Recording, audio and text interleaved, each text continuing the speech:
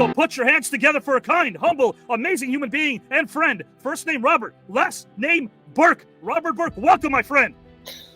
Wow. I may have had great intros, but I shall never have better. Thank you, Avi. Thank you so much for that, my friend. Robert, would you like to win this entire tournament? You know, all those luminaries and athletes and strongmen notwithstanding, the most dangerous place on this show is between me and that prize. That's all I'm going to say. I love that. Oh, my gosh. So as I bid these rhymes adieu, for goodness sake, put your hands together for a kind, talented, amazing human being. Last name Hager. First name Jake. Welcome, Jake, to the celebrity tournament, my friend. That's you, brother. I'm blushing. I'm all red in the face. I don't know what to say from all that grace. Right. Jake, are you here to win the entire thing? What are your thoughts, my friend? Listen, I got the whole pride of my family riding on tonight's event. They know how big this is. My entire family is a Braves loving family. So if I can defeat our other luminaries, I will be illuminated to the Hall of Fames of my family. A friend and a gem of a human being. First name David, last name Justice. Hello, David Justice. Welcome. Avi, boy, that was beautiful, boy. Can you do it one more time? I didn't really hear you. No, Can you do it one? You sure? Are you here to win it all, Mr. David Justice? Avi, I mean, you know, I'm a humble champion, Avi, but when they start talking about competition, I mean, all I know is winning. I mean, just last week, I changed my middle name from Christopher to Winning. So now I'm David Winning Justice. Mr. Jake Hager will kick things off. And Mr. Hager, if you can please describe a moment in life in which you challenged yourself in a way that still resonates with you today. I believe adversity is a gift. Everyone is going through something. So be nice to everyone because you don't understand, you don't know what they're going through. In the journey of life, we always will have adversity, but these are precious moments and we have to look at them as precious. My wrestling coach was not your wrestling coach. He had this famous saying that he wished that he could just sprinkle some dust on us and make us tough. You know, you learn strength through adversity pretty much. So it's a big deal to wrestle for the WWE. I'm very grateful for my career there. But in the professional wrestling world, my salary became a prison. I wasn't okay with that. I had been there 9 years, traveling 200 days a year, and it was time for something to change. My contract negotiations had just failed. I knew my value and I was not happy with their offer. I told them that I wanted my release. I decided to go into professional mixed martial arts. I had to prepare for the next income to substitute that. At the time, pro wrestling is very popular, so there's a lot of independent circuits I could do on the weekend. So I was so inflexible that I couldn't even throw a fucking leg kick. It was really like, oh, what are we doing here, guys? I had a great family around me, my wife, my teammates, my coaches. I really leaned on them to get through this. I ended up having to take out a loan, like a home equity loan on my house. It ended up being a silver lining. It ended up paying for my whole training camp, so I wouldn't have to wrestle anymore. The moral story is I left one company because I believed in myself, and I ended up signing with a brand new company that didn't even exist when I started this journey in 2019, and I debuted on their first episode because of this journey. Robert, if you can please describe a moment in life in which you challenged yourself in a way that still resonates with you today, whenever you're ready, good sir. So my best friend was a fireman named Patty Brown, Captain Patty Brown. He was one of the most decorated firemen in history in New York City. Apparently he hit Roberta Duran a kidney shot and dropped him at Gleason's gym. We don't know. At 41 years old, I enrolled in the Suffolk County Fire Academy. And my wife was saying, because it was taking a long time, these classes going all over the place, I said, I got to do it. Then one day we get a call, Signal 13 working structure fire.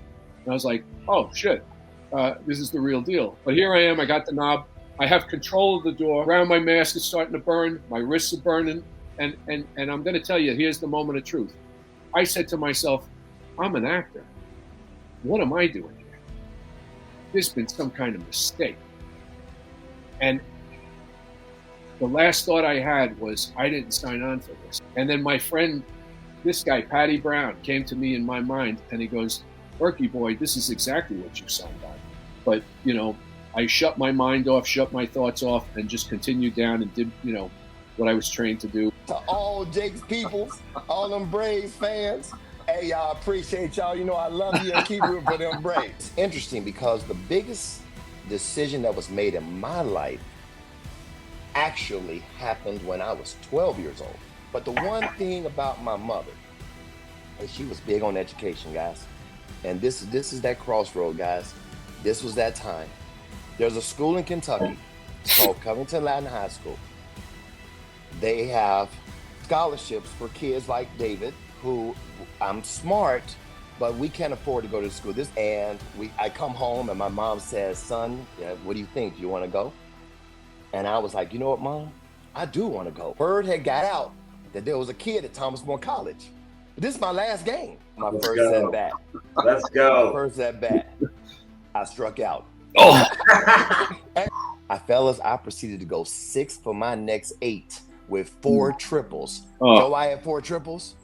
We don't have a home run fence. In June of '85, the Atlanta Braves take me in the 4th round. That challenge of going to Covington Latin as a 12-year-old and that trek there and back set me on this course that has me now a retired Hall of Fame Atlanta Braves player, and here with you guys today. And who would we choose? Well, Robert Burke's going to go first by selecting a deceased historical figure, and he will kindly explain why he would enjoy teaching his craft, any craft, of his choosing, to this person in 2024. My craft, the craft I want to talk about, started October 8th, 1984, 24 years old. My father had passed away, and I had what I refer to as the Irish virus. After he passed away, I was drinking drunk or hungover for 9 months. My craft became sobriety. I don't say how I did it, where I did it, but I did it. And I did it with the help of strangers. I looked up the other night historical people who died of alcoholism. The list will take you forever to go through. And if I could talk to any one of those people, you know, and say, hey, have you ever tried this? You know, and they said, oh, no, or I heard about it, or yeah, I went, I didn't like it. Let me get a crack at them. But the craft is sobriety, and it's getting us from one day to the next. You know, I put down drinking in 1984, and it's funny, this is the first time I ever really directly mentioned this on any forum. If I could talk to any historical figure who passed because it was taken from them, because they couldn't figure out how to do it, and we do it with each other. I can't do it by myself, like anything in life. You call it craft in your question. In our path, we call it tools. So, thank you. Never in a million years did I ever think I'd be sitting with men like this. Not in a million years. That wasn't going to happen. Yeah. Failure is not permanent, and it's not the worst thing in the world. So when you said, I would let them know, hey, you know what? Don't touch that. It's going to ruin your life. You're right about that. But what really stinks is that we develop success from failure. Like, I know that you probably wouldn't have become the man that you are if you didn't go through that. And it sucks. Mr. David Justice, if you could please select a deceased historical figure and explain why you would enjoy teaching your craft to this person in 2024. So the historical figure I'm talking about is my main man, Judas, one of the apostles. And listen, man, he was on one of the best teams you could possibly be on. Jesus. Now, I mean, in all seriousness, I've played on a lot of great teams. I've played under the best managers in Joe Torre and Bobby Cox. Mm-hmm. And one thing I know about building a team is everyone has to feel valued. We're playing Colorado. Mike Mordecai gets a big hit in the first round of the playoffs. And I remember specifically thinking, I can honestly say every guy on this team really feels like they played a part in our success. My man is Judas. Judas, listen here, man. Here's your value. Here's what I expect of you, okay? Listen, you can go talk to Jesus and let him know how you really feel in your heart. But I can't have you over here taking 30 shillings and going, you know, I can't have you do that, Judas. And Robert and Jake, I would have changed his mind. I would have showed him his value and his importance to the team, and he wouldn't have did it for the money. I would have made sure that. I'm never going to think of Judas the same way in my life. Jake Hager, if you could please select a historical figure and explain why you enjoy teaching your craft to this person in 2024, please do, good sir. So if I could teach the craft of pro wrestling to anyone, I think I would go a little crazy and I'd select William Shakespeare. He's considered one of the best playwrights, known famously for his tragedy. One definition of a tragedy is death, defined as a drama within the main character is brought to ruin or suffers extreme sorrow. The classic story of good versus evil is told in every single wrestling match and every single pro wrestling storyline. You want the audience to cheer for the good guy and able to fight the bad guy. I think we introduced Willie Shakespeare to pro wrestling and we make him watch it for hours and hours. I think he would bring a style of tragedy in our fans. Immediately be back to the days of pro wrestling when was, hey, is this real? Are they working us? We get back to that era of where it wasn't so obvious and that we were actually working the marks, as we say in the biz, aka David Justice, the question I asked him is, if you could take a single photograph of your life, what would it look like? This photo that I'm about to describe to you, it actually encapsulates two big moments in my career. So I want to paint this picture for you. It's a beautiful oil painting. At the top is the moon, and it's casting its shadow onto a pond. The pond is very calm. And then imagine I'm sitting inside a boat and I got a line in the water. What a lot of people don't know is the day before game, so game 1 and game 2, we win in Atlanta and we go to Cleveland for game 3, 4, and 5. I'm telling y'all, you'd have thought Cleveland had already won the World Series. In my locker, and they say Oral Hershiser, who was a pitcher for Cleveland, Oral Hershiser said, all the pressure is on you guys to win this World Series. So immediately I thought, you know what? Oral Hershiser's trying to get in the heads of my teammates. So I'm calling on our Braves fans to, hey, let's wake it up. Let's go. And I made a comment that I didn't mean it, but I made a comment and I said, if we don't win, they'll probably burn our houses down.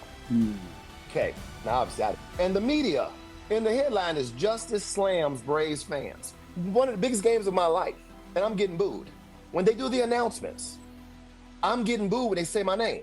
So now, I'm on one knee, and this is the part of the picture when I said, my hands are folded, and I'm looking up. I said, God, you have put me in a lot of tough positions, and you've always brought me out. Please bring me out of this situation. My first at-bat, I walked. My second at-bat, I hit a double into the gap.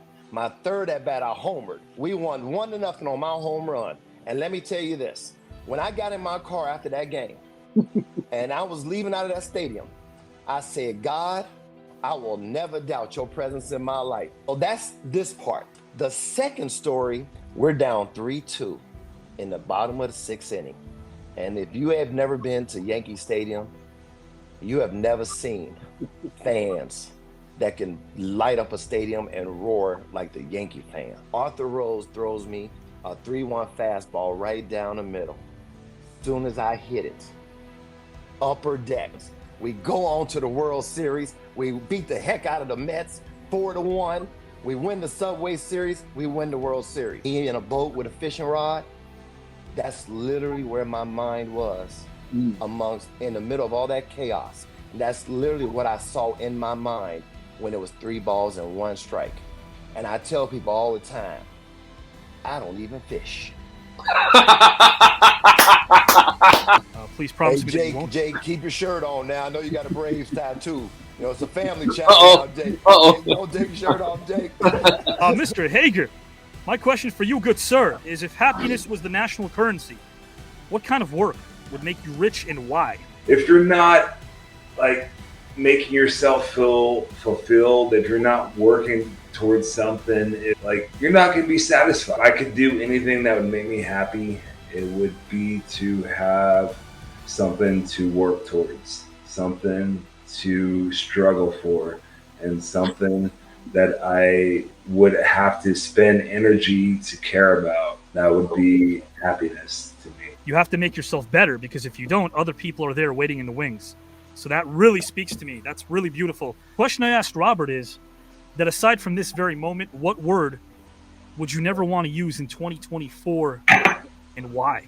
No, listen, the word is quit. Quit.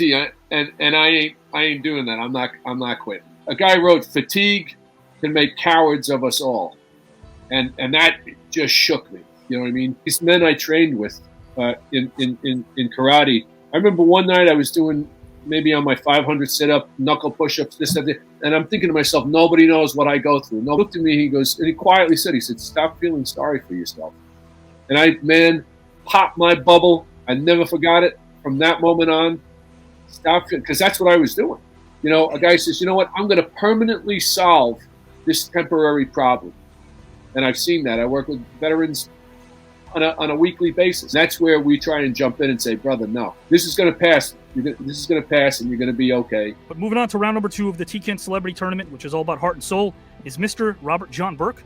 And guys and gals, and with the same amount of votes, Mr. David Justice and Jake Hager have tied one another, and they will both move on to round number 2, the TKN Celebrity Tournament. All 3 of these men will be in round 2 of this tournament. Will they see each other? Will they see others? We don't know. It'll be random. But guys, that's how it's going to be.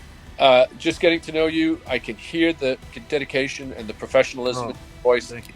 Breath of fresh air in this world of mediocrity. And it has just been really kind of an honor to get to know you and see you now, and how you work and what you bring to it is astonishing.